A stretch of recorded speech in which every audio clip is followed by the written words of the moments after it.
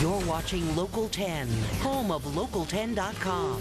WPLG Local 10 News at 5 starts now. Couples struggling to conceive offered guidance and support through new fertility programs. A look at where they can now turn for help. In today's Good Health, infertility affects about 12% of women during their reproductive years, leading many to turn to medicine and to technology for help. But the struggle to conceive can continue despite these treatments. Local 10's Christy Kruger has a look at how couples can cope when their dreams of starting a family seem to be failing. Chris Richardson always dreamed of being a mom, but like many women, pregnancy eluded her. We tried everything, everything from go relax and take a cruise to,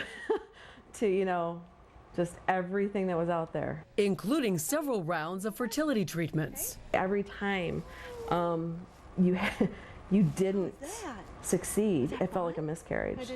So if you can imagine 6 or 8 miscarriages as a female, that's how it felt. Therapist Lauren Gilliam helps couples cope with the heartbreak when fertility treatments fail. I'll work with them on grieving if they have had a miscarriage or if they're grieving the loss of a dream of not being able to have a pregnancy, to carry a child of their own, to have that delivery experience. Gilliam's goal is to help her clients make peace with whatever happens. She starts by addressing the underlying feelings and perceptions they have about being a parent. And just let them know that that is a story, and it is a very true story for them, but it's not the only story for them. By helping clients change their thought patterns, Gilliam says they can move forward. Your mind does not know that what you're saying to yourself is true or not true. It just knows what you're saying to itself, and it reacts to that. Once Chris got past the heartache of failed infertility treatments, she and her husband decided to adopt. He may not have grown inside of me, but honestly, it was like he grew in my heart for years. To those with a deep biological desire for children, Chris says follow your heart, but don't lose yourself in the process. If you feel like, I have to do IVF or I have to do IUI to make sure that I'm doing everything right,